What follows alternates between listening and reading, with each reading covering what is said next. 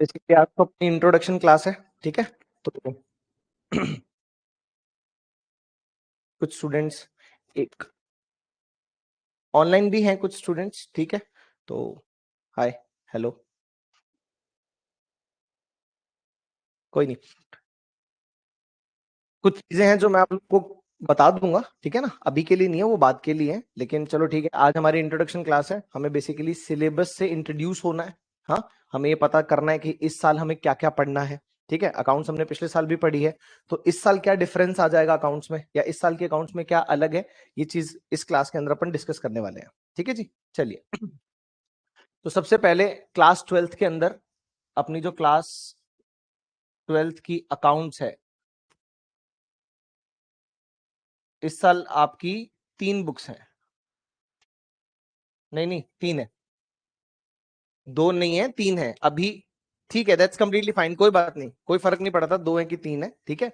लेकिन कंटेंट जो है, जितना मुझे पता है मैं बता रहा हूं आपको, 3 बुक्स हैं अभी मार्केट में, 2 अवेलेबल होंगी, तो आपको 2 मिल गई होंगी, तीसरी बुक आपको बाद में मिलेगी, ठीक है ना। लेकिन बुक्स एक्चुअली में 3 है, चाहे 3 हो चाहे 2 हो, कंटेंट जो मैं आपको बता रहा हूं वही कंटेंट आपको पढ़ना है इस बार, ठीक है ना। इसी कंटेंट को 2 बुक में, ठीक है जी, सुनिए, इसी कंटेंट को 3 बुक्स में भी डाला जा सकता है, इसी कंटेंट को 2 बुक्स में भी डाला जा सकता है, ठीक है ना, उससे फर्क नहीं पड़ता।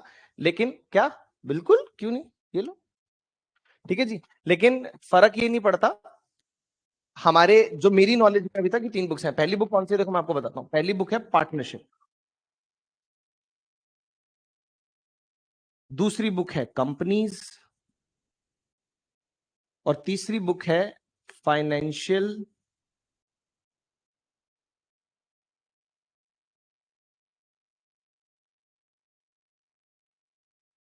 तीसरी बुक है हमारी एनालिसिस ऑफ फाइनेंशियल स्टेटमेंट्स, ठीक है।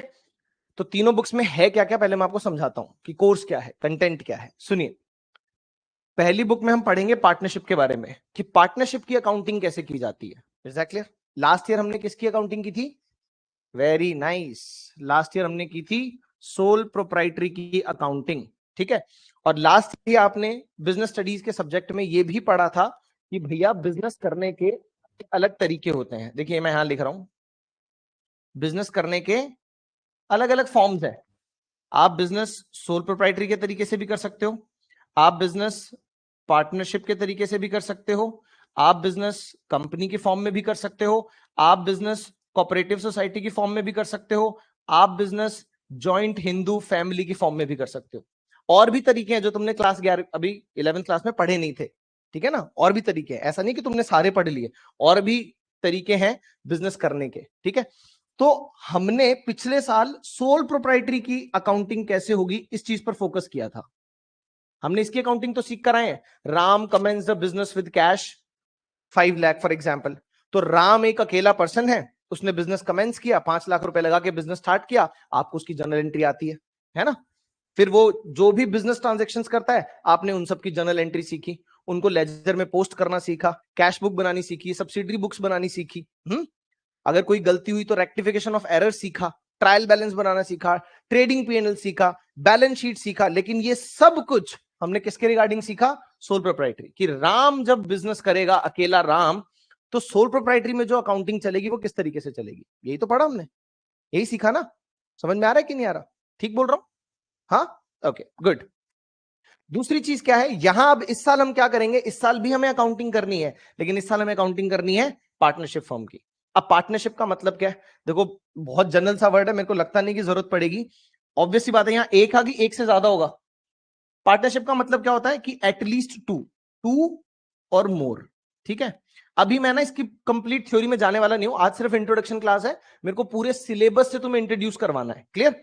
अब तुम, हो सकता है स्कूल में क्लासेस शुरू हो गई हो तो तुम्हें कुछ कुछ पता हो कि सर टू और मोर नहीं होता, मतलब मोर इसकी भी एक लिमिट है कि मैक्सिमम कितने हो सकते हैं। आई नो दैट, मेरे को पता है, लेकिन अभी आज हम वो इतना डिटेलिंग में पार्टनरशिप को डिस्कस नहीं करेंगे। Is that clear? आज अपन सिलेबस को इंट्रोड्यूस करना है मेरे को, तुम लोगों को, कि सिलेबस बताना है कि पूरा सिलेबस में क्या क्या चीजें हैं, ठीक है ना। चलिए जी, तो पार्टनरशिप नाम से ही पता चल रहा है कि पार्टनरशिप है, तो कम से कम 2 लोग तो होंगे ही होंगे, ठीक है ना। अगर मिनिमम की बात करूं तो 2, ज्यादा भी हो सकते हैं, 2, 4, 5, 8, 10, 20, ठीक है ना, क्लियर। तो पार्टनरशिप में एक चेंज क्या आ गया कि सोल प्रोप्राइटरी में एक कैपिटल थी, यानी कि एक ऑनर था, ऑनर का ये अकाउंट होता है ना बेटा कैपिटल, तो पार्ट सिंगल सोल प्रोप्राइटरी के अंदर एक ऑनर था, पार्टनरशिप में एक से ज्यादा ऑनर हो जाएंगे, ठीक है ना। अब इस चीज की वजह से ना बहुत सारी चीजों में चेंजेस आएंगे, वो चेंजेस कैसे करने हैं, अकाउंटिंग कैसे करनी है उसकी, ये हम यहां सीखेंगे पार्टनरशिप के अंदर, ठीक है। थोड़ा सा आज पार्टनरशिप भी बताऊंगा हल्का फुल्का कि क्या क्या चेंजेस आने वाले हैं, बहुत इंटरेस्टिंग पार्ट है, क्लियर। चलिए जी, अगला पार्ट है कंपनी।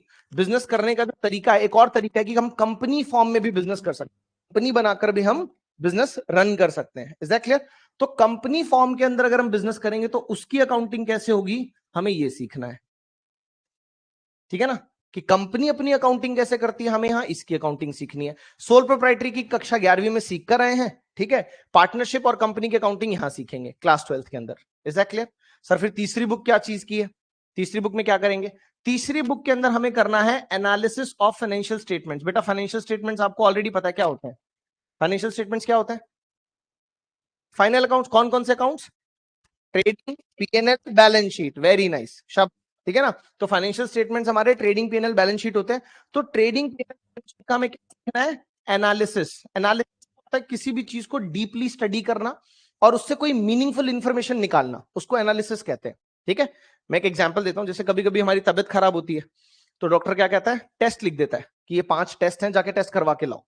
आप जाते हो, टेस्ट करवाते हो, रिपोर्ट आती है, आपको उसमें कुछ समझ में आता है उस रिपोर्ट में, आप लोगों को, हम लोगों को, कुछ कॉमन लोगों को जिनको डॉक्टरी की नॉलेज नहीं है, उनको उन रिपोर्ट्स के अंदर कुछ समझ नहीं आता कि क्या क्या बकवास लिखी हुई है, फलाना फलाना कुछ कुछ नंबर लिखे हुए हैं, कहीं पे लाइनें खींची हुई हैं ऐसा करके। लेकिन जब वो रिपोर्ट्स डॉक्टर के सामने आती हैं तो डॉक्टर उससे फट फट फट फट फट उसके दिमाग में इमेज बन जाती है कि अच्छा इसके साथ ये प्रॉब्लम है, ऐसा हो रहा है, ये कम है, ये ज्यादा है, ये बढ़ा हुआ है, ये घटा हुआ है, वट एवर इट इज। फिर वो आपको प्रिस्क्राइब कर पाता है कि बेटा आप ये कर सकते हो, या ये कर लो, या ये दवाई लो। समझ में आ रहा है कि नहीं आ रहा।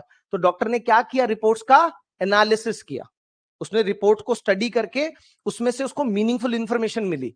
ठीक वैसे ही accounts, trading PNL balance sheet आप अपनी मम्मा को दिखाओ, उनको कुछ समझ नहीं आएगा क्या लिखा हुआ है ये, क्योंकि उनको वो चीज आती नहीं है, ठीक है ना।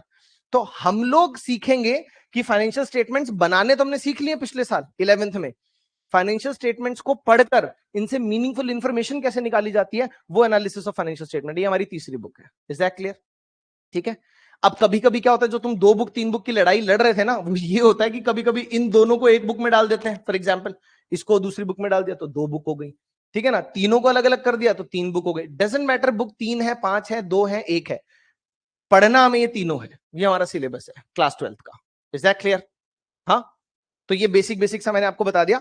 अब मैं आपको मजेदार चीज एक और बताता हूं कि सिलेबस में हमें पार्टनरशिप में क्या पढ़ना है और कंपनी में क्या पढ़ना है, थोड़ा सा मैं आपको ये भी बता देता हूं, ठीक है ना। चलो आओ, चलिए जी। अब जो चीज मैं आपको करवा रहा हूं वो उससे आपको थोड़ा सा और इंटरेस्ट पैदा होगा कि इस साल आपको पार्टनरशिप में क्या पढ़ना है, ठीक है ना, और कंपनी में क्या पढ़ना है। देखो किसी भी बिजनेस के, कोई भी बिजनेस हो, चाहे पार्टनरशिप हो चाहे सोल प्रोप्राइटरी हो, अगर हम साल भर की एक जर्नी जो है बिजनेस की, उसको बड़े बड़े 3 हिस्सों में तोड़ें, ठीक है ना, मोटे मोटे 3 हिस्सों में तोड़ें, तो बेटा 3 चीजें होती हैं। पहला होता है हमारा कैपिटल इंट्रोडक्शन। क्या होता है,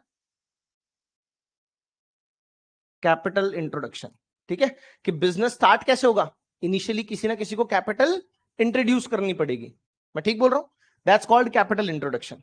दूसरा स्टेप जो होता है वो होता है जी business transactions, business transactions, business transaction start हो जाएंगी, ठीक है जी। और तीसरा स्टेप जो होता है वो होता है प्रॉफिट ट्रांसफर या डिस्ट्रीब्यूशन। ये मैंने डिस्ट्रीब्यूशन क्यों लिखा है अभी मैं आपको जब हम पहुंचेंगे तब समझा दूंगा, ठीक है ना, इसका रीजन है। तो चलिए जी, तो सबसे पहले क्या होता है, कोई भी धंधा उठा लो आप, कोई भी बिजनेस उठा लो, यही 3 स्टेप्स है, यही कहानी है हर बिजनेस की, चाहे सोल प्रोप्राइटरी हो, चाहे पार्टनरशिप हो, चाहे कंपनी हो, चाहे जेएचएफ हो, कुछ भी हो, कहानी यही है। सबसे पहला कैपिटल इंट्रोडक्शन, कि कैपिटल इंट्रोड्यूस किया जाएगा बिजनेस के अंदर और बिजनेस को स्टार्ट किया जाएगा। एक बार पैसा आ गया तो फिर आप क्या स्टार्ट करोगे, बिजनेस ट्रांजेक्शंस, आप उसके बाद बिजनेस ट्रांजेक्शन स्टार्ट कर दोगे। बिजनेस ट्रांजेक्शंस क्या होती है सर, माल खरीदना, प्रोडक्शन करना, इंप्लॉइज को रखना, सैलरी देना, वेजेस पे करना, इलेक्ट्रिसिटी का बिल पे करना, कैरेज इनवर्ड, कैरेज आउटवर्ड, दुनिया जान की चीजें, सारी बिजनेस ट्रांजेक्शन है। थ्रू आउट द ईयर क्या चलता है, बिजनेस ट्रांजेक्शन।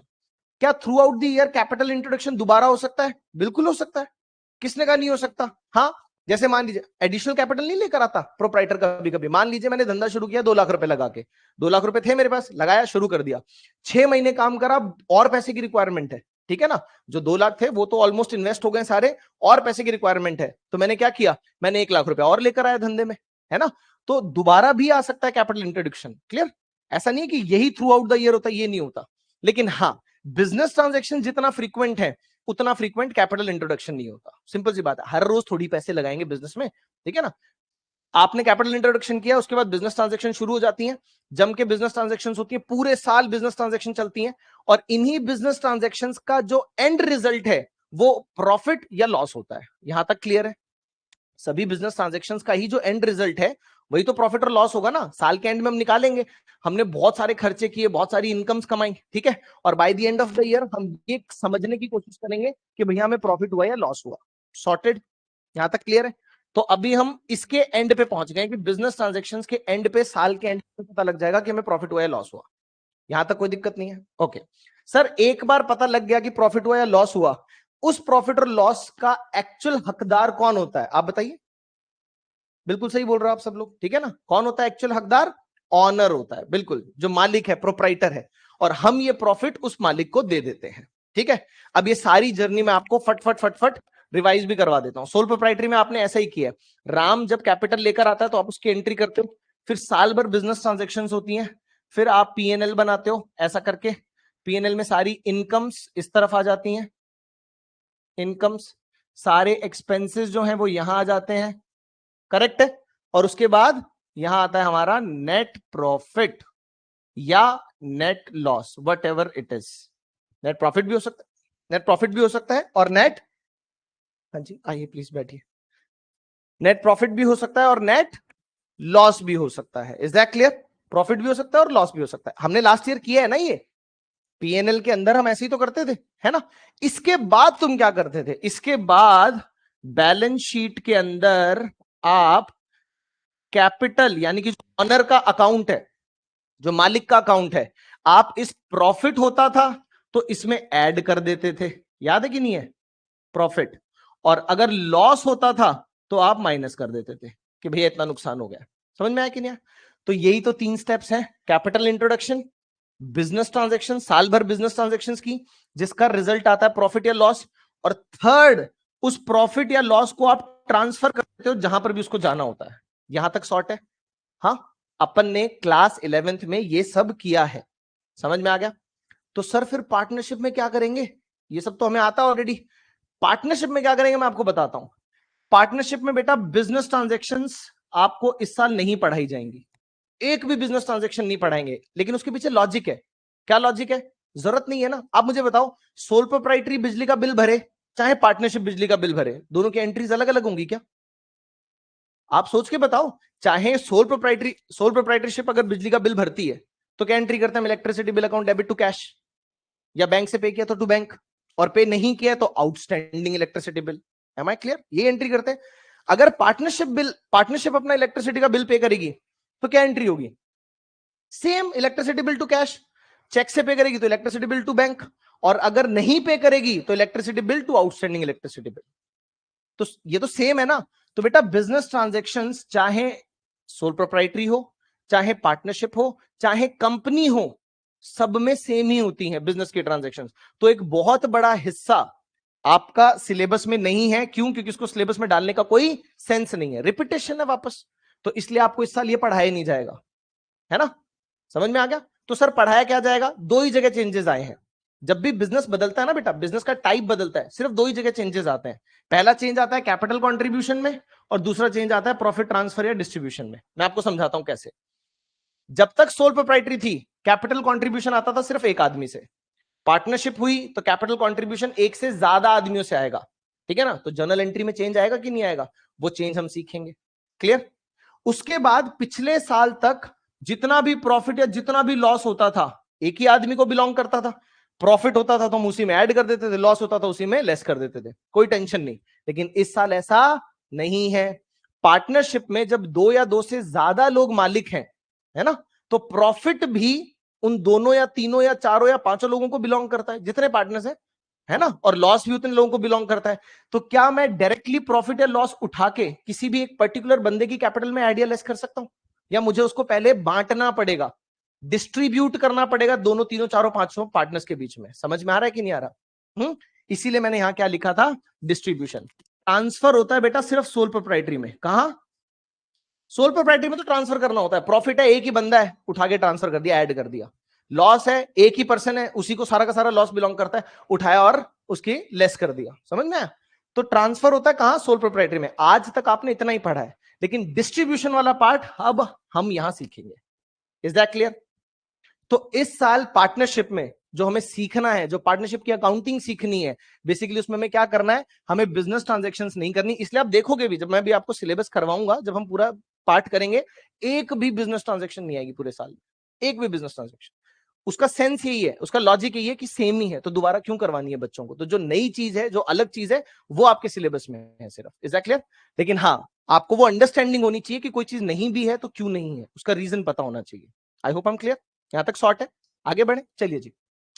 अब इन दोनों, ये जो दोनों चीजें हमें करनी है, मैं आपको ऑनेस्टली बता देता हूं, इन दोनों में से भी बेटा 80% ये है, 80 भी नहीं, 90% ये है। कैपिटल कंट्रीब्यूशन तो इतना हलवाया अभी करवाऊंगा, 5 मिनट में खत्म हो जाएगा, ठीक है ना। और आप ही मुझे बताना ऑनेस्टली कि लॉजिकली इसमें और सोल प्रोप्राइटरी की एंट्री में कोई डिफरेंस है क्या? कोई डिफरेंस नहीं। मैं आपको अभी एंट्री करवाता हूं इसकी, ठीक है ना। हालांकि सिलेबस का इतना बड़ा पार्ट नहीं है, बट मैं बोल रहा हूं ना, मेरा मोटिव आज की क्लास का सिर्फ इतना है कि आप आज की क्लास के बाद जब घर जाओ तो आपको यह पता होना चाहिए कि 12th में अकाउंट्स में हमें क्या क्या चीजें पढ़नी है, क्या क्या चीजें हमें सीखनी है, ठीक है ना। पढ़ाने का आज मेरा मोटिव नहीं है सच, पढ़ाई अपन नेक्स्ट क्लास से शुरू कर लेंगे, लेकिन आज मेरा मोटिव यह है कि आपको एटलीस्ट ये तो पता हो कि हमें पढ़ना क्या है, ठीक है। क्या हो गया? अच्छा, तुम लोग ऐसे सोच रहे हो कि भाई पढ़ाना बाकी रह गया, चलो जी कोई बात नहीं नहीं, मैं सच्ची बोल रहा हूं, अभी तक हमने कोर्स का कुछ पार्ट नहीं करा है, ठीक है ना। हाँ, अभी तक हमने, मतलब मेरे को वैसे मजा नहीं आता कि आए और चलो जी पहला क्वेश्चन शुरू करो, ऐसे नहीं करना। पहले कोर्स को समझना है कि भैया पढ़ना क्या है, ताकि इतना तो दिमाग में बैठे कि हमने क्या सीखना है इस साल, ठीक है ना, तभी मजा आएगा। तो इसलिए सिर्फ आज यही करवा रहा हूं। चलिए जी, आगे बढ़ते हैं अब देखो, कैपिटल कॉन्ट्रीब्यूशन की मैं आपको एंट्री बताता हूं। सोल प्रोप्राइटरी की तो आपको ऑलरेडी आती है, कैपिटल कॉन्ट्रीब्यूशन में सोल प्रोप्राइटरी वाली एंट्री तो आती है ना। चलिए जी, एग्जाम्पल लेते हैं, जो मैंने अभी बोला था वही लिख लेता हूं। Ram commenced business with cash ₹5 lakh. तो तुम इसकी एंट्री तो झट से कर दोगे, सोचने की भी जरूरत नहीं पड़ेगी, है ना, रट्टा मार रखा है। Cash account debit to capital. Basically जो कैपिटल होती है, कैपिटल और कुछ नहीं है बेटा, ये ऑनर का ही अकाउंट होता है, ऑनर्स अकाउंट, ठीक है ना। ये ऑनर का अकाउंट है, इसमें पर्सनल का रूल लगता है, ये सब हमने किया 11th क्लास में, ठीक है ना। स्टिल कुछ बच्चे नए हैं, कुछ ऑनलाइन है हमारे साथ, तो मैं थोड़ी थोड़ी चीजें 11th क्लास की भी रिपीट करता रहूंगा, ठीक है ना। Don't be annoyed. चलिए जी, तो cash account debit to capital, clear, sorted, simple, यही एंट्री होती थी। अब पार्टनरशिप में एंट्री कैसे होगी? देखिए, पार्टनरशिप का मैं एग्जांपल लिख रहा हूं और एंट्री बना रहा हूं, और फिर सच्ची अच्छी मेरे को बताना कि कॉन्सेप्चुअली कोई डिफरेंस है कि नहीं है, ठीक है ना। कोई डिफरेंस नहीं, आप मेरे को बताना। चलो, यहां मैं लिख रहा हूं राम एंड श्याम, होगी ना पार्टनरशिप। यहां सिर्फ राम था, वहां क्या हो गया, Ram and Shyam both commenced business with cash ₹1 lakh and 3 lakh respectively, ठीक है जी। राम और श्याम दोनों ने बिजनेस स्टार्ट किया, और रिस्पेक्टिवली कितना कितना कैश लेकर आए, राम 1 लाख लेकर आया और श्याम 3 लाख लेकर आया। तो इसकी एंट्री बनाओ, तो बड़ा ही आसान है, कैश अकाउंट डेबिट। देखिए जी थोड़ा सा ग्राफिकल रिप्रेजेंटेशन दिखा देता हूं ताकि चीजें आपके दिमाग में बैठे। ये कौन है जी? ये राम है, ठीक है। राम ने धंधे में लगाए कितने? 5 लाख रुपए। इसके ऊपर बनाया ना, तो सोल प्रोप्राइटरी वाला डायग्राम है ये, ठीक है जी। राम ने धंधे में कितने लगाए? 5 लाख रुपए। तो बिजनेस के अंदर कैश कितना आया? 5 लाख आया ना। बिजनेस को 5 लाख मिला कि नहीं मिला? तो बिजनेस ने कैश को डेबिट किया था कितने से? लिखा ही नहीं था हमने, 5 लाख से, ठीक है, क्लियर। अब यहां देखो, फिर से मैं फोटो बना रहा हूं, फोटो से तुम्हें जल्दी समझ में आता है।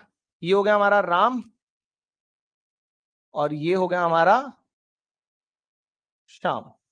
इसने दिया 1 लाख, इसने दिया 3 लाख, तो मुझे बताओ बिजनेस में टोटल कैश कितना आया? 4 लाख। सिंपल। तो कैश अकाउंट कितने से डेबिट होगा बेटा? 4 लाख से। क्लियर? और पैसा कहां कहां से आया? अब देखो, यहां पर सिर्फ एक ही व्यक्ति होता है, इसलिए हमें कैपिटल के सामने उसका नाम लगाने की जरूरत ही नहीं पड़ती। एक ही है ना, तो अंडरस्टूड है, वही है। जब दो या दो से ज्यादा हो तब हमें स्पेसिफिकली बताना पड़ेगा। तो यहां पर हम लिखेंगे राम्स कैपिटल, और यहां हम लिखेंगे बेटा श्याम्स कैपिटल। समझ में आया कि नहीं आया? हाँ, कितना? यहां हो गया जी 1 लाख, यहाँ हो गया 3 लाख।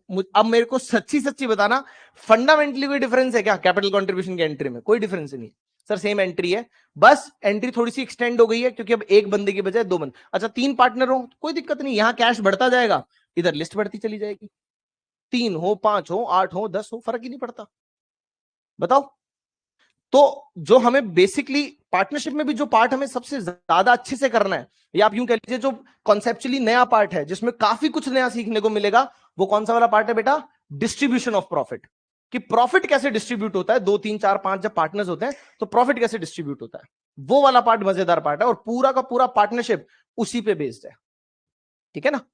तो वो वाला पार्ट सीखना है। बिजनेस ट्रांजैक्शन के एंट्रीज का कोई मतलब नहीं है, सेम है, इसलिए सिलेबस में नहीं है। और कैपिटल कंट्रीब्यूशन मैंने तुम्हें दिखाई दिया कि कितना हलवा है, बिल्कुल सिंपल सा पार्ट है। ठीक है जी? हाँ, चलिए। अच्छा, सिर्फ कैश की एंट्रीज ही सेम नहीं है। अच्छा, कैपिटल हमेशा कैश में आ सकती है कि काइंड में भी आ सकती है? काइंड में भी आ सकती है। स्टॉक लेकर आ सकता है, फर्नीचर लेकर आ सकता है, लैंड ला सकता है, बिल्डिंग ला सकता है, अटर्म शटर्म, है ना, बहुत सारी चीजें। तो वो एंट्री भी सेम ही है बेटा, उसमें बस कैश की जगह क्या आ जाएगा? जो भी वो चीज लेकर आ रहा है, जो भी वो एसेट लेकर आ रहा है, फॉर एग्जांपल फर्नीचर ला रहा है, तो हम सोल प्रोप्राइटरी में एंट्री करते थे फर्नीचर टू कैपिटल। अब हम करेंगे, मान लीजिए राम तो फर्नीचर लाया और श्याम कैश लाया, तो हम क्या एंट्री करेंगे? देखो, मान लीजिए राम जो है ये फर्नीचर लेकर आया है 50,000 का, और श्याम जो है वो कैश लेकर आया है 1 लाख रुपए का। ठीक है जी? एज कैपिटल इन्होंने इंट्रोड्यूस किया बिजनेस में, तो क्या एंट्री होगी? बड़ा आसान है, cash account debit, furniture account debit to Ram to, पूरा लिख देता हूं। ठीक है ना? हैंडराइटिंग में मत जाना भाई, मेरा ध्यान थोड़ा सा पढ़ाने की तरफ ज्यादा रहता है, हैंडराइटिंग जैसी है समझ जाएगी तुम्हें। ठीक है ना? हाँ, बोल तो मैं रहा ही हूं, अरे तुम लोग देखते हो, बट ठीक है चलो, कुछ नए लोग भी जुड़े हुए हैं हमारे साथ तो उनको बता रहा हूँ। वैसे इतनी बुरी नहीं है मेरी हैंडराइटिंग, बट क्लास के अंदर मेरा फोकस थोड़ा सा पढ़ाने पे रहता है, तो मैं जल्दी जल्दी लिखता हूँ चीजें। ठीक है ना? टाइम वेस्ट ना हो, ताकि समझ में आ गया जी? क्या? हाँ, तुम लोग तो 1 साल से देख रहे हो, आई अंडरस्टैंड। ठीक है जी? डन है? क्लियर? तो कैपिटल कंट्रीब्यूशन की एंट्री में सर कुछ नया नहीं है, बहुत इजी है, समझ में आ गई। हालांकि अभी सिर्फ इंट्रोडक्शन फेज में ही मैंने बताई है, जब हमारे चैप्टर में वो पार्ट आएगा और वो एंट्रीज आएंगी, वो सब आएंगी, तो हम फिर से ये सब कुछ पढ़ने वाले हैं। ठीक है ना? मैं फिर से अच्छे से डिटेल में पढ़ाने वाला हूं, लेकिन अभी ठीक है, आज इंट्रोडक्शन कर रहे हैं। तो समझ में आ गया कि पार्टनरशिप में क्या करना है। पार्टनरशिप में हमें सर कैपिटल कंट्रीब्यूशन सीखना है और प्रॉफिट डिस्ट्रीब्यूशन सीखना है। कैपिटल कंट्रीब्यूशन बहुत इजी है, 10% पार्ट होगा, 90% पार्ट, 90% फोकस हमारा पार्टनरशिप में किस चीज पे रहेगा? प्रॉफिट डिस्ट्रीब्यूशन पे। तो सिलेबस का एक पार्ट मैंने आपको समझा दिया कि हमें क्या करना है। आगे बढ़े सर, अब ये भी बता दो कंपनीज में क्या पढ़ना है। जो कंपनीज, जो सेकंड बुक है हमारी, उसमें हमें क्या पढ़ना है? अच्छा, मैं इसकी तुम्हें मार्किंग बताना भूल गया। पार्टनरशिप वाली बुक जो है ना बेटा, पार्टनरशिप वाली बुक सबसे लेंदी बुक है बेटा, सबसे लेंदी बुक, सबसे ज्यादा टाइम इसी में लगता है। ठीक है? सबसे ज्यादा नंबर ऑफ क्वेश्चंस आपको इसी बुक में करने पड़ेंगे, एक एक चैप्टर में 100 क्वेश्चंस हैं, और एक भी नहीं छोड़ना, सारे करने। ठीक है जी? तो पार्टनरशिप है हमारी, लगभग 7 चैप्टर्स हैं बेटा इस बुक में। कितने? 7। वो एक चैप्टर ऐसा है, कुछ बुक्स उस चैप्टर को क्लब कर देती हैं, कुछ बुक्स उसको अलग रखती हैं, लेकिन अगर आप मेरे पॉइंट ऑफ व्यू से सुनेंगे तो 7 चैप्टर्स हैं। हम टीएस गरेवाल फॉलो करने वाले हैं इस क्लास के अंदर, और टीएस गरेवाल के अंदर 7 ही चैप्टर्स हैं। ठीक है ना? 7 है कि 6? डीके में 6 होते हैं शायद, चलो ठीक है, वट एवर इट इज। ठीक है ना? तो 7 चैप्टर्स हैं लगभग, और 36 मार्क्स ये बुक आपको देकर जाएगी। ठीक है ना? 36 मार्क्स, 36 मार्क्स इस बुक में। सबसे ज्यादा वेटेज इसी बुक की है, सबसे ज्यादा मोटी भी यही बुक है, सबसे ज्यादा टाइम कंज्यूमिंग भी यही है, सबसे ज्यादा क्वेश्चंस भी इसमें, और सबसे ज्यादा मजेदार भी यही है। ठीक है ना? बहुत कुछ नया नया सीखेंगे, खूब मजा आने वाला है। ठीक है जी? तो ये हो गया। कंपनीज के अंदर बेटा आपके 3 चैप्टर हैं। कितने चैप्टर्स हैं? सिर्फ 3 चैप्टर्स हैं। ठीक है ना? और ये बुक है 20 मार्क्स की, नहीं सॉरी, 24 मार्क्स की। कितने मार्क्स की? 24 मार्क्स की। ठीक है, अब इस बुक का फायदा क्या है? देखो ये बुक तो आप छोड़ नहीं सकते, ठीक है ना, क्योंकि इतनी ज्यादा वेटेज है इसकी, करना ही पड़ेगा। और ये बुक आपको छोड़नी चाहिए नहीं। रीजन बिंग, सिर्फ 3 चैप्टर और 24 मार्क्स देकर जाएगी ये बुक्स आपको। समझ में आ रहा है? इसके कंपैरिजन में अगर आप देखोगे ना, तो पढ़ने को कम है लेकिन मार्क्स ज्यादा है, ठीक है ना। और मैं सच्ची सच्ची आपको बताऊं तो इस बुक के कंपैरिजन में ये इजी भी है, ठीक है ना। इसमें थोड़ी मेहनत भी कम करनी पड़ेगी हमें, बहुत इजी इजी चैप्टर, मतलब एक ही चैप्टर है, एक ही कॉन्सेप्ट है, अगर वो आपने अच्छे से सीख लिया तो जो बाकी के आगे वाले चैप्टर्स हैं वो उसी पे बेस्ड है, इजी है बुक काफी, ठीक है ना। तो ये हो गई हमारी सेकंड बुक। तीसरी बुक, अच्छा चलो तीसरी बुक के बारे में बाद में बात करेंगे, पहले आपको बताता हूं इस बुक में कंपनीज में हमें क्या सीखना है। तो पार्टनरशिप वाली तो सब चीजें क्लियर हो गई, मार्क्स भी बता दिए, चैप्टर्स भी बता दिए। चलिए जी, अब बात करते हैं कंपनीज के अंदर हमें क्या करना है। सुन के खुश हो जाओगे तुम लोग। देखो बिजनेस ट्रांजैक्शन तो ऑब्वियसली आएगा नहीं, क्योंकि अभी अभी मैंने समझाया था कि चाहे सोल प्रोप्राइटरी हो, चाहे पार्टनरशिप हो, चाहे कंपनी हो, बिजनेस एंट्रीज हर बिजनेस के अंदर सेम ही होती हैं। वेजेस चाहे पार्टनरशिप पे करे, वेजेस चाहे सोल प्रोप्राइटरी पे करे, वेजेस चाहे कंपनी पे करे, एंट्री वेजेस टू कैश ही होगी। तो ये एंट्रीज हमें ऑलरेडी आती हैं, तो इसलिए हमारे सिलेबस में रिपीट नहीं कर रखी। तो कंपनीज के अंदर फिर से वही 3 चीजें होती हैं।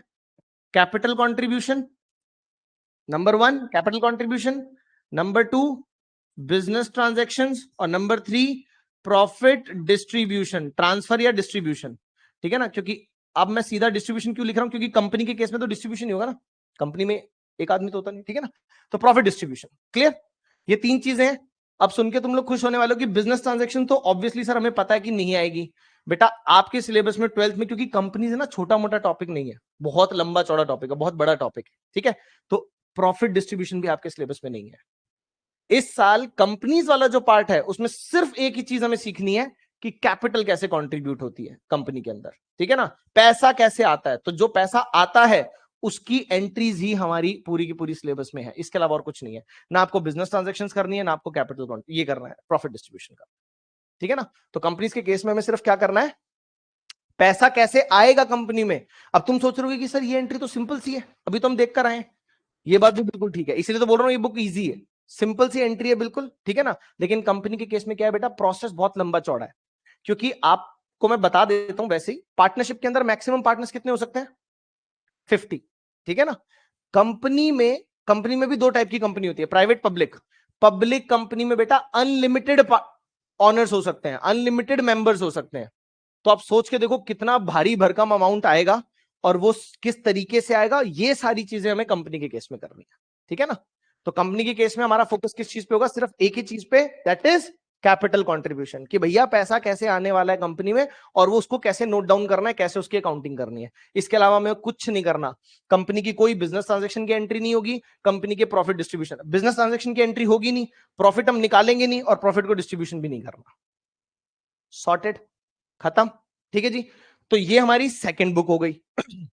तीसरी बुक में हमें, मैंने बताई दिया आपको कि जो फाइनेंशियल स्टेटमेंट्स होते हैं उनका एनालिसिस करना है। लेकिन मैं ये भी बता देता हूं आपको साथ के साथ, सोल प्रोप्राइटरी के भी फाइनेंशियल स्टेटमेंट्स होते हैं, पार्टनरशिप के भी फाइनेंशियल स्टेटमेंट्स होते हैं, कंपनी के भी फाइनेंशियल स्टेटमेंट्स होते हैं, लेकिन आपको एनालिसिस सिर्फ किसका सिखाया जाएगा, कंपनी के फाइनेंशियल स्टेटमेंट्स का एनालिसिस, ठीक है ना।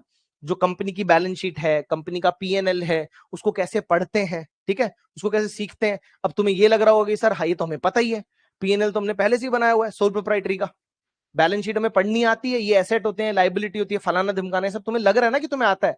नहीं, कंपनी की बैलेंस शीट वैसे नहीं बनती जैसे सोल प्रोप्राइटरी की बैलेंस शीट बनती है।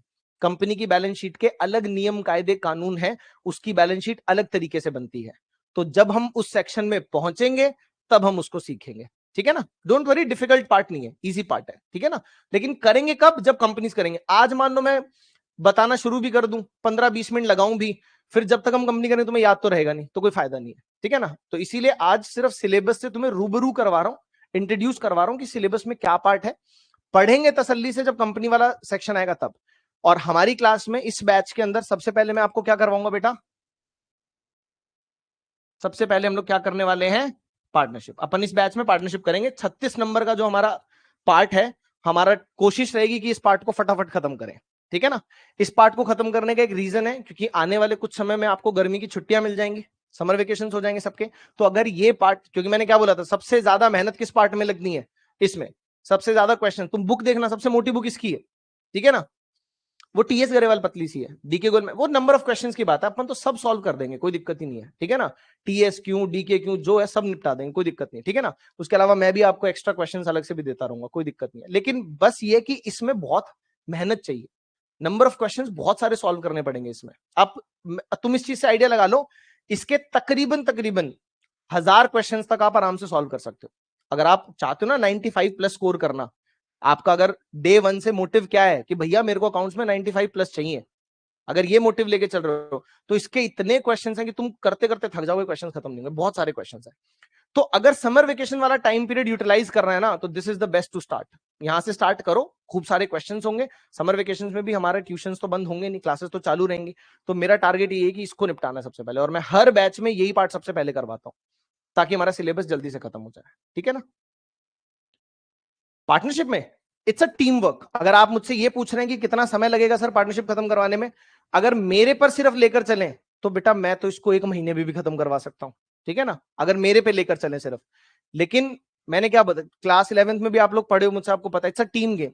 मैं आज एक पार्ट करवाऊंगा, मैं उस पर 20 क्वेश्चन होमवर्क दूंगा, आप जब तक मेरे को 20 क्वेश्चन होमवर्क करके लाके नहीं दोगे मैं आगे बढ़ूंगा नहीं, मैं आगे बढ़ूंगा नहीं तो सिलेबस आगे नहीं बढ़ेगा, समझ में आ रहा है, सिंपल सी बात है, ठीक है।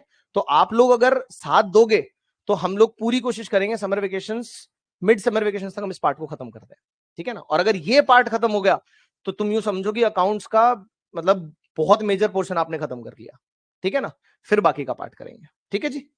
चलें आगे बढ़े, ओके। अब मैं आपको पार्टनरशिप के बारे में थोड़ा सा अपन पार्टनरशिप स्टार्ट कर लेते हैं, हल्का सा, बिल्कुल ज्यादा नहीं करेंगे, थोड़ा सा करेंगे, ठीक है ना। ओके, चलिए जी। तो मैं आपको एक चीज बता रहा था कि सोल प्रोप्राइटरी के अंदर कैपिटल कंट्रीब्यूशन तो हमने ऑलरेडी कर लिया है, पार्टनरशिप का मैंने आपको बता ही दिया, अपन सीधा प्रॉफिट डिस्ट्रीब्यूशन पे आते हैं, ठीक है ना। पहला अकाउंट, जो नया अकाउंट आप लोग क्लास 12 में पढ़ने वाले हो, उसका नाम मैं आपको बता देता हूं, उसका नाम है बेटा पीएनएल एप्रोप्रिएशन। कौन सा अकाउंट है? PNL appropriation account. अगर आप लोग के स्कूल शुरू हो गए हैं तो आपने ऑलरेडी इसका नाम सुन लिया होगा, ठीक है ना, पीएनएल एप्रोप्रिएशन अकाउंट। और अगर एप्रोप्रिएशन का मैं लिटरल मीनिंग आपको बताऊं तो एप्रोप्रिएशन का मीनिंग होता है बेटा बांटना, किसी भी चीज को क्या करना, डिस्ट्रीब्यूट करना, बांटना। Is that clear? एप्रोप्रिएशन का मतलब होता है। आगे बढ़े, चलिए जी आगे बढ़ते हैं।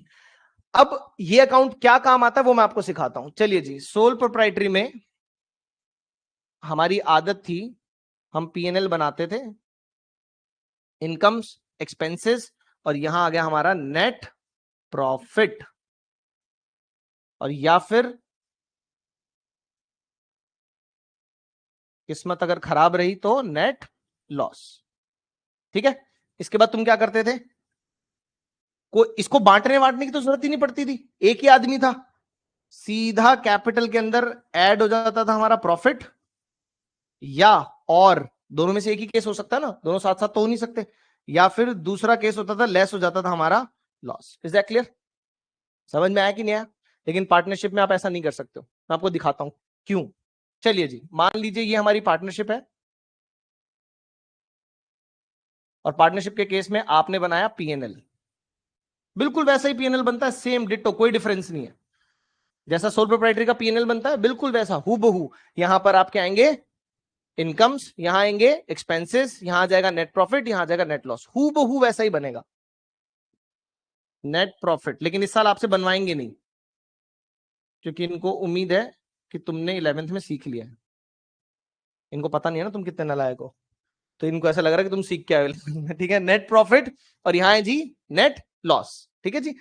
अब देखो मैं ना पीएनएल के बाद थोड़ी सी स्पेस छोड़ रहा हूं, अभी तुम्हें समझ में आ जाएगा। इसके बाद मैं यहां बना रहा हूं बैलेंस शीट,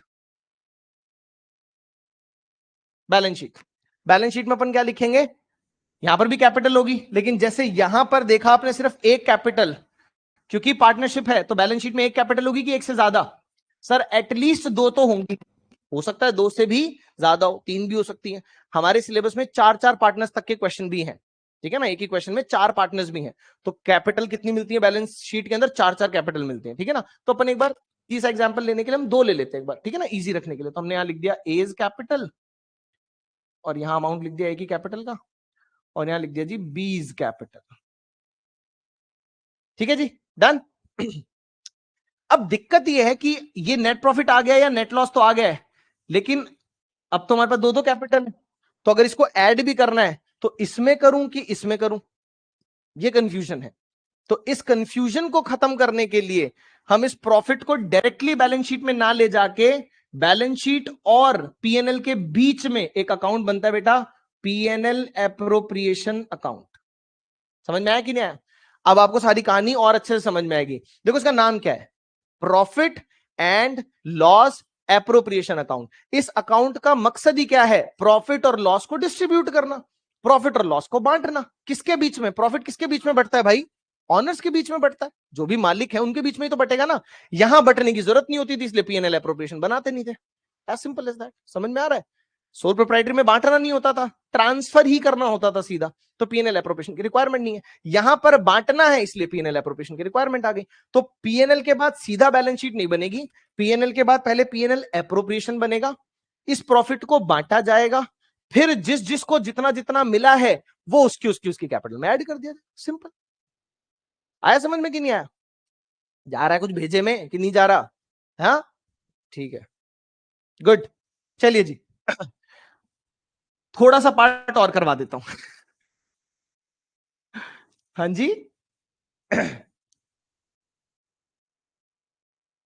हाँ, नहीं अब तो वैसे भी कोई दिक्कत नहीं है। चलिए जी, तो थोड़ा सा पार्ट और करवाता हूं, एक एक टॉपिक करवा देता हूं, ठीक है ना। अब जो मैं करवा रहा हूं फॉर्मल टॉपिक है, ठीक है ना, प्रॉपर आपके सिलेबस का टॉपिक है। तो एक अपन टॉपिक कर लेते हैं आज, एक नई चीज आप लोगों को सिखाता हूं। और ये बहुत इंपॉर्टेंट है, एप्रोप्रिएशन वर्सेस चार्ज। ठीक है ना, ये हमारा टॉपिक नंबर 1 है और ये हाईली इंपॉर्टेंट टॉपिक है। ठीक है ना, किस चीज के लिए? अगर आपको बेसिक अंडरस्टैंडिंग चाहिए पार्टनरशिप की, तो आपको ये टॉपिक अच्छे से आना चाहिए। ठीक है ना, फिर आपकी बहुत सारी हेल्प होगी क्वेश्चंस के अंदर आगे चल के। और मैं तो वैसे भी एक एक चीज जो भी हम पढ़ने वाले हैं अपन बिल्कुल डीप रूट कॉन्सेप्ट से पढ़ने वाले हैं। ठीक है, तो चलिए जी, और जिस टॉपिक को मैं बोल दूं कि इंपॉर्टेंट है तो उसको वैसे भी आप थोड़ा सा ध्यान से पढ़ा करो।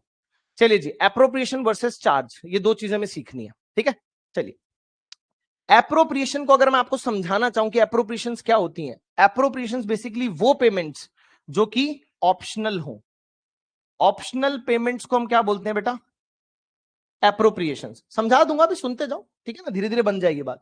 ऑप्शनल पेमेंट्स एप्रोप्रिएशन होती हैं, जबकि जो कंपलसरी पेमेंट्स हैं, कंपल्शन आ गया जहां पर, कंपलसरी पेमेंट्स जो हैं उसको हम क्या बोलते हैं? चार्ज। अब एग्जाम्पल्स के थ्रू समझो। मान लीजिए आपके फादर किसी कंपनी में काम कर रहे हैं, ठीक है, मैं एग्जांपल दे रहा हूं, ध्यान से सुनना, क्योंकि ये एग्जांपल हम आगे यूज करेंगे। अभी आपके फादर किसी कंपनी में जॉब कर रहे हैं, काम कर रहे हैं, क्लियर? तो क्या आपके फादर हो गए इंप्लॉय, और जहां वो काम कर रहे हो वो गए इंप्लॉयर। उनके बीच में एक अग्रीमेंट होता है कि भाई महीने भर आपको ये काम करना पड़ेगा, हम आपको इतनी तनख्वाह देंगे या इतनी सैलरी देंगे। Is that clear? तो आप मुझे बताइए, कभी भी आपने अपने फादर के साथ, किसी के और फादर के साथ, किसी भी इंप्लॉयर और इंप्लॉय के बीच में इस तरीके का एग्रीमेंट सुना है क्या कि इंप्लॉय इंप्लॉयर को कहे कि सर प्रॉफिट हो तो मुझे सैलरी दे देना, नहीं हो तो मत देना, कोई बात नहीं? ऐसा सुना है क्या आपने कभी? हाँ, नहीं है ना। तो मुझे बताइए, इंप्लॉय जो है वो इंप्लॉयर से कंपलसरी पेमेंट ले रहा है कि ऑप्शनल पेमेंट ले रहा है? कंपलसरी। वो कहता भैया प्रॉफिट हो लो, मुझे नहीं पता, भाड़ में जाओ तुम। हाँ, ओके। देवांग क्या कह रहा है? देवांग कह रहा है कि वो दे या ना दे वो तो एम्प्लॉयर के ऊपर है। वो तो बेटा बात ये अलग हो गई, जो आप बोल रहे हो ना, वो मैं आपको रीजन बताता हूं। लीगली तो उसकी पेमेंट बनती है। मान लीजिए एम्प्लॉयर नहीं दे रहा, एम्प्लॉयर कह रहा है जा मैं नहीं देता सैलरी, तो आप पुलिस केस कर सकते हो। वो तो चीज ही अलग हो गई। समझ में आ रहे हो? मैं ये नहीं बोल रहा हूं, मैं ये बोल रहा हूं लेकिन क्या उसके पास लीगली ये राइट है ये कहने का कि भैया मुझे प्रॉफिट नहीं हुआ, मैं नहीं दे रहा सैलरी? ये राइट है उसके पास लीगली? ये राइट तो नहीं है ना, मैं इसकी बात कर रहा हूं। दे नहीं दे, अच्छा एक बात बताओ, चलो मैं, अब तूने छेड़ा है तो फिर मैं बता देता हूं। मान, एक बात बताओ, क्या किसी एक व्यक्ति को किसी दूसरे व्यक्ति को मारना अलाउड है क्या इंडिया में? लीगली अलाउड नहीं है ना, लेकिन लोग तो मारते हैं फिर भी। तो समझ में आ रहा है दो चीजों में डिफरेंस? एक है लीगल राइट कि एक आपका अधिकार है कि भाई हम ये कर सकते हैं, कोई दिक्कत नहीं, मुझे कोई कुछ नहीं कहेगा। और दूसरा है कि आपका अधिकार नहीं है पर फिर भी आप क्या कर रहे हैं? क्राइम कर रहे हैं, ठीक है ना, अब गलत काम कर रहे हैं। तो वो तो बात ही अलग हुई, गलत काम करने का तो कोई इलाज ही नहीं। मैं वैसे फंडामेंटली आपको बता रहा हूं, अकाउंट्स के अंदर ऑप्शनल पेमेंट्स होती हैं वो एप्रोप्रिएशंस होती हैं, और जो चार्ज है कंपलसरी पेमेंट है कि देना ही देना पड़ेगा इररिस्पेक्टिव ऑफ प्रॉफिट और लॉस। आपकी क्या सिचुएशन है बिजनेस की डजंट मैटर। जैसे मैं एक और एग्जांपल लेता हूं, ये जगह मैंने किराए पे ले रखी है, मेरे लैंडलॉर्ड को मैं क्या बोलूं, मान लो बच्चे नहीं आए या बहुत कम फीस है, ये इस साल कोरोना आ गया था बीच में 2 साल, है ना, और ऑफलाइन बैचेस बंद हो गए थे बिल्कुल। तो मैंने उनको अगर मैं ये बोलूं कि सर मेरे पास तो बच्चे ही नहीं है, फीस ही नहीं आ रही, मैं किराया नहीं दे सकता, तो वो क्या करेंगे, कहते भैया खाली कर दो। समझ में आया? या वो मेरे को बोलेंगे कि ठीक है फीस आए तो दे देना वरना मत देना। आप बताओ मुझे, खाली करने को बोलेगा ना तो कौन सी पेमेंट हो गई, कंपलसरी पेमेंट हो गई। समझ में आ रहा है? तो एक बार के लिए ये समझ में आ गया कि कंपलसरी पेमेंट क्या होती है और ऑप्शनल पेमेंट्स क्या होती है।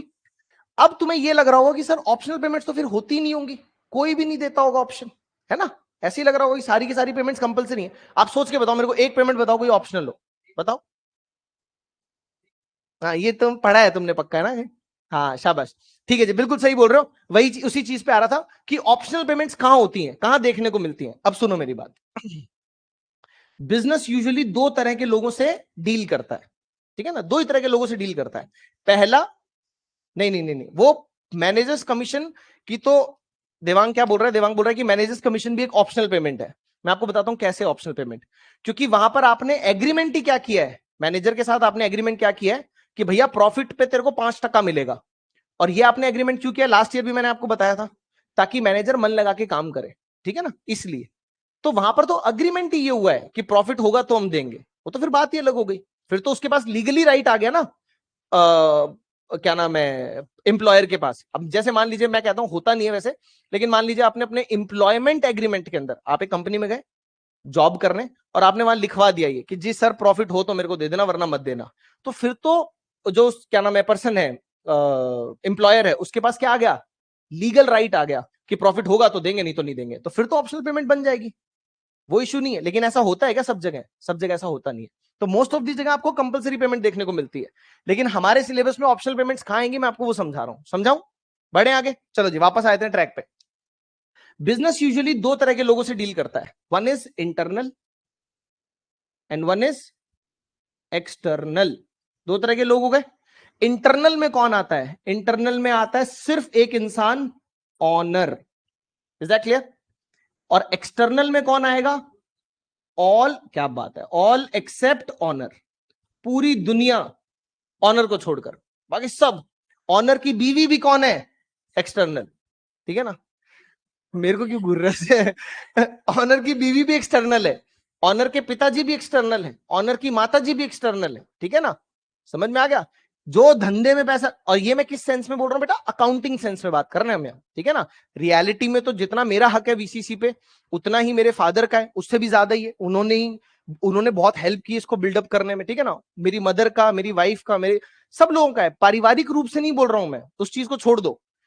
अकाउंटिंग सेंस में अगर हम बात करें तो अकाउंट्स इंटरनल किसको मानता है, सिर्फ ऑनर को। जो धंधे में पैसा लगाएगा वो इंटरनल है, जिसने धंधे में पैसा नहीं लगाया हुआ, मतलब जो ऑनर नहीं है, वो एक्सटर्नल है उसके लिए, ठीक है ना? Is that clear? Sorry, okay. Anshika क्या बोल रही है, अंशिका का डाउट ये कि सर जो हिंदू ज्वाइंट फैमिली होती है, Hindu undivided family, last year आपने बिजनेस में पढ़ा होगा, तो उसमें जितने भी लोग हैं क्या वो सब ऑनर नहीं होते? बिल्कुल होते हैं, को पार्टनर्स। आपने वर्ड नहीं सुना, को पार्टनर्स? पढ़ा था कि नहीं पढ़ा था? को पार्टनर्स क्या होते हैं कि उस प्रॉपर्टी के, ज्वाइंट प्रॉपर्टी के सभी मालिक हैं, सभी अधिकार हैं। अगर मान लीजिए मैं एक ज्वाइंट हिंदू फैमिली का मेंबर हूं और आज मैं कह दूं भैया मुझे नहीं रहना तुम लोगों के साथ, मेरे को तो अलग करो, तो क्या मेरे को प्रॉपर्टी में हिस्सा मिलेगा कि नहीं मिलेगा? कौन कह रहा नहीं मिलेगा? बिल्कुल मिलेगा। वर्षा, नहीं क्यों बोला, क्या बोला?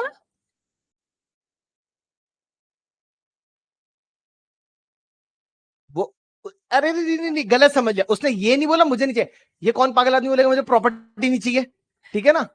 उसने ये बोला मुझे तुम लोगों के साथ नहीं रहना, तुम्हारे साथ मेरे को नहीं रहना, मेरे को अलग करना है, तो वो अपनी प्रॉपर्टी लेके जाएगा कि नहीं जाएगा? बिल्कुल, तो वो ऑनर है बेटा, क्यों नहीं है? ठीक है ना? ज्वाइंट हिंदू फैमिली में तो सब को पार्टनर्स होते हैं, इसलिए तो वर्ड को लगता है उनके आगे। फाउंडर, को फाउंडर, क्या मतलब हुआ कि मैंने अकेले ने कंपनी फाउंड नहीं की, ये भी मेरे साथ था।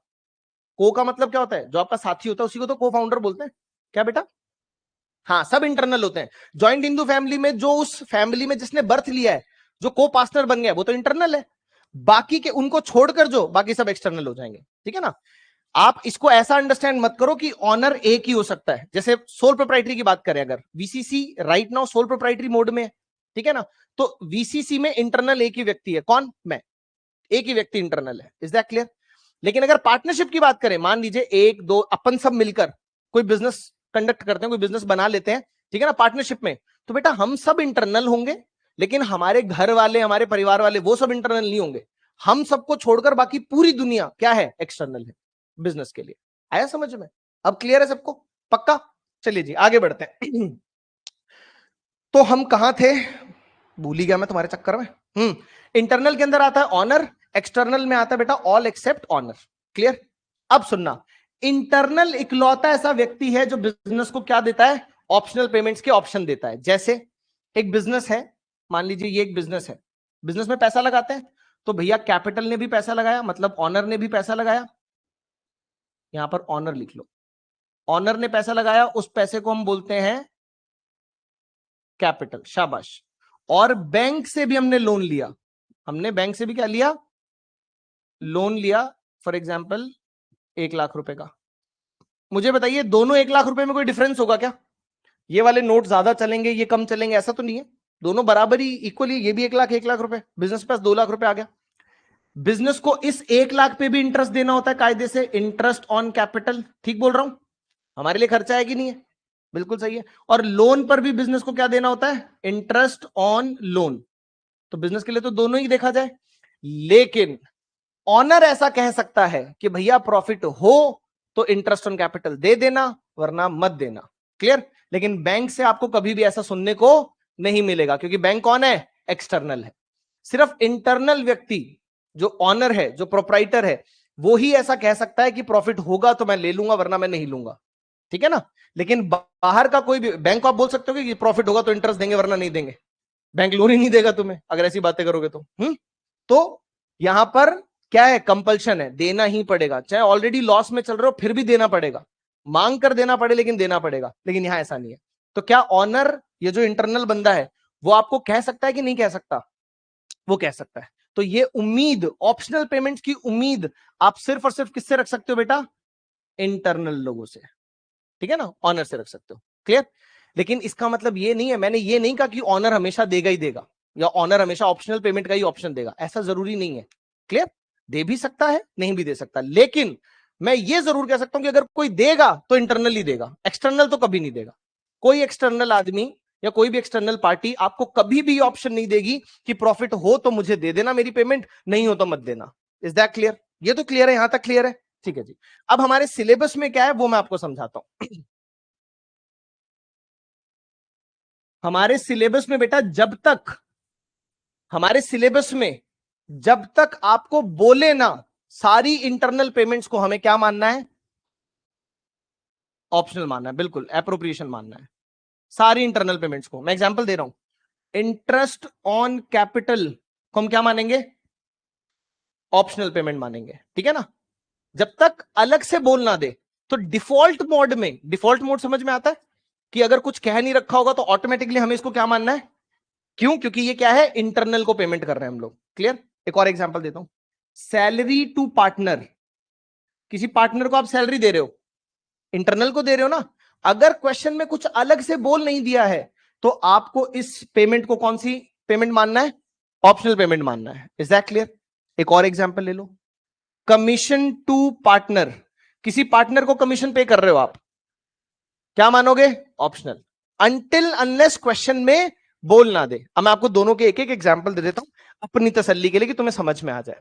मान लीजिए क्वेश्चन में लिखा हुआ है salary is to be paid to the Ram, मतलब एक पार्टनर हमारा राम, उसको हमें सैलरी पे करनी है 5,000 and his salary is to be treated as charge. बोल दिया क्वेश्चन में कि उसकी सैलरी को चार्ज की तरह ट्रीट करना है। अब इसको ऑप्शनल मानोगे कि चार्ज? अब इसको चार्ज मानेंगे सर, अब कोई टेंशन नहीं है क्योंकि बोल दिया है। लेकिन अगर बोला नहीं है क्वेश्चन में, क्वेश्चन में बोला है पार्टनर को सैलरी देनी है, पार्टनर को आईओसी देना है, पार्टनर को कमीशन देना है, और कुछ नहीं बताया कि चार्ज माने कि एप्रोप्रिएशन, तो डिफॉल्ट मोड में हमारे सिलेबस में क्या मानना है, एप्रोप्रिएशन। क्यों? क्योंकि इंटरनल को जब भी हम पेमेंट देते हैं तो उसको हम ऑप्शनल पेमेंट मान के चलते हैं। समझ में आया कि नहीं आया? आ गया? पक्का? हाँ ठीक है, इन तीनों के कॉन्ट्रेरी भी मैं आपको चार्ज के एग्जाम्पल भी दे देता हूं, कोई दिक्कत नहीं है, वो भी सुन लो। इंटरेस्ट ऑन कैपिटल, यहां लिखो इंटरेस्ट ऑन बैंक लोन, अभी दिया था मैंने एग्जाम्पल, है ना, क्योंकि ये एक्सटर्नल बंदा है। देखो इसको भी इंटरेस्ट दे रहे हैं, इसको भी इंटरेस्ट दे रहे हैं, हमारे लिए सेम ही चीज है। इसने भी 1 लाख रुपए दिया, इसने भी 1 लाख रुपए दिया, इसको भी 10% यानी कि 10,000 इंटरेस्ट दे रहे हैं, इसको भी 10% 10,000 इंटरेस्ट दे रहे हैं, लेकिन ये एप्रोप्रिएशन है, ये चार्ज है। ओनली रीजन इज ये ऑप्शनल है, ये कंपलसरी है। कॉन्सेप्ट समझ में आया कि नहीं आया? आगे बढ़ते हैं। सैलरी टू पार्टनर, यहां पर लिख दो सैलरी टू एम्प्लॉय। किसी भी एम्प्लॉय को अगर आप कोई सैलरी दे रहे हो तो वो कंपल्शन है। एम्प्लॉय तो आपको, एम्प्लॉय तो एक्सटर्नल है ना। आपके फादर्स का जो मैंने एग्जांपल लिया था, आपके फादर कंपनी के लिए इंटरनल है कि एक्सटर्नल है? एक्सटर्नल है, क्योंकि उन्होंने पैसे, धंधे में पैसा थोड़ी लगाया, वो तो जा रहे हैं सिर्फ काम करने, तो इज एक्सटर्नल। तो एक्सटर्नल है तो भैया जो उनको सैलरी देनी है उसको हम क्या ट्रीट करेंगे? चार्ज। सॉर्टेड। आगे बढ़े, चलिए जी, कमीशन का एग्जांपल दे देता हूं। कमीशन टू मैनेजर, यस, ठीक है ना। अगर प्रॉफिट हो गया, मैनेजर ने ऐसा काम किया कि प्रॉफिट हो गया, तो फिर उसके पास आप राइट है लीगली, आपसे कमीशन लेगा ही लेगा, आपको देना पड़ेगा, तो कंपलसरी पेमेंट है ये भी। आई होप यहां तक क्लियर है बिल्कुल अच्छे से, हाँ पक्का, ठीक है जी। हमारे सिलेबस में यहां 12th के अंदर पार्टनरशिप में हमारे सिलेबस में टोटल कितने एप्रोप्रिएशन है बेटा? 4 एप्रोप्रिएशन है। 3 तो मैंने आपको दिखा दी, 3 तो हम पार्टनर्स को देते हैं, ये 3 एप्रोप्रिएशन है। एक एप्रोप्रिएशन और है जो हम पार्टनर को नहीं देते, अभी मैं लिख देता हूं, आपको समझ में आ जाएगा। ट्रांसफर टू रिजर्व, ये हमने पिछले साल भी पढ़ा था, प्रोविजन एंड रिजर्व चैप्टर पढ़ा था, जिसमें प्रोविजन को हमने समझा था कि प्रोविजन तो चार्ज होता है और रिजर्व जो होता है वो एप्रोप्रिएशन होता है। ये वर्ड, सेम वर्ड हमने 11th क्लास में पढ़ा था, प्रोविजन रिजर्व, वरना जो मैंने नोट्स दिए थे वो खोल के देख लेना, उसमें डेफिनेटली तुम्हें वर्ड मिल जाएगा, ठीक है ना। प्रोविजन जो होता है वो चार्ज होता है, मतलब आपके पास ऑप्शन नहीं है, प्रोविजन आपको बनाना ही पड़ेगा, you don't have any option. नहीं नहीं, बहुत सारे प्रोविजन ऐसे लीगली कंपलसरी होते, बनाने ही पड़ते हैं, ठीक है ना। तो और लेकिन जो रिजर्व में ट्रांसफर करना, रिजर्व तो अपनी गुल्लक है, पैसा बचेगा तो डाल देंगे, नहीं बचेगा तो नहीं बनाएंगे रिजर्व, क्लियर। तो ये कोई कंपल्शन नहीं है। तो पार्टनरशिप में भी कुछ क्वेश्चंस में भी आएगा आगे चल के, रिजर्व में ट्रांसफर करना होगा, तो इसको भी हमें कैसे ट्रीट करना है बेटा? As an appropriation. तो हमारे सिलेबस में पूरी पार्टनरशिप में आपके ये 4 ही एप्रोप्रिएशन रिपीटेडली आएंगे, इसके अलावा कोई एप्रोप्रिएशन, हालांकि हमने तो पूरा कॉन्सेप्ट ही समझ लिया, कोई नया एप्रोप्रिएशन आ भी जाए तब भी दिक्कत नहीं, क्योंकि आपको तो अंडरस्टैंडिंग है ना कि इंटरनल को कोई पेमेंट करनी है जो ऑप्शनल बेसिस पे है, तो हम उसको क्या बोलते हैं? एप्रोप्रिएशन। अपन को तो अंडरस्टैंडिंग है, कुछ भी आए चाहे अपना क्वेश्चन नहीं रुकेगा, लेकिन फिर भी मैं आपको बता रहा हूं, आपके सिलेबस में ले देके ये 4 एप्रोप्रिएशन है, इसके अलावा और कोई एप्रोप्रिएशन है नहीं, क्लियर। आगे बढ़े,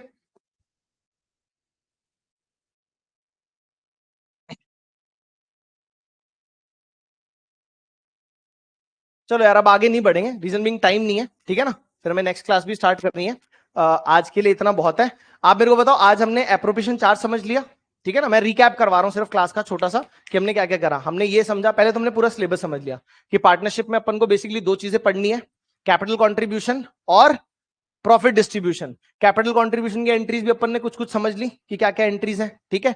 और डिस्ट्रीब्यूशन के अंदर हमने बहुत कुछ पढ़ना है, मेन तो डिस्ट्रीब्यूशन ही है, उसका आज सिर्फ एक हल्का सा छोटा सा ग्लिम्स मैंने आपको दिखाया कि डिस्ट्रीब्यूशन पीएनएल एप्रोप्रिएशन में होता है, ठीक है ना। फिर हमने चार्ज और एप्रोप्रिएशन समझा, बस इतना ही किया है पार्टनरशिप में और कुछ नहीं किया, ठीक है ना। आज के लिए कोई होमवर्क नहीं है, सच पढ़ने वढ़ने के लिए कुछ नहीं है। नेक्स्ट क्लास से हम जब फॉर्मली और थोड़ा स्टार्ट करेंगे, आगे बढ़ेंगे, तब आपको क्वेश्चंस मिलना शुरू हो जाएंगे, ठीक है। दूसरी चीज हमने क्या सीखी, कंपनी के केस में हमें यह पता है कि हमें पढ़ना क्या है, पढ़ा तो हमने कुछ भी नहीं। कंपनी के केस में हमें पता है कि ना ही हमें बिजनेस ट्रांजैक्शंस पढ़नी है और ना ही हमें प्रॉफिट डिस्ट्रीब्यूशन पढ़ना है, हमें ले दे के सिर्फ एक चीज करनी है, दैट इज कैपिटल कंट्रीब्यूशन, कि कंपनी में पैसा कैसे आता है, उसकी अकाउंटिंग कैसे होती है, उसकी जर्नल एंट्रीज कैसे होती है, हमें सिर्फ वो करना है और इसके अलावा कुछ भी नहीं करना, क्लियर। और थर्ड बुक जो है हमारी, उसमें हमें फाइनेंशियल स्टेटमेंट्स का एनालिसिस करना है, लेकिन किस फॉर्म के फाइनेंशियल स्टेटमेंट्स? कंपनी के जो फाइनेंशियल स्टेटमेंट्स होते हैं, कंपनी की जो बैलेंस शीट है, कंपनी के जो ट्रेडिंग पीएनएल है, उसका कैसे हम एनालिसिस करेंगे, वो हमें सीखना है थर्ड बुक के अंदर, दैट्स इट। इसके अलावा और कुछ नहीं हमारे सिलेबस में।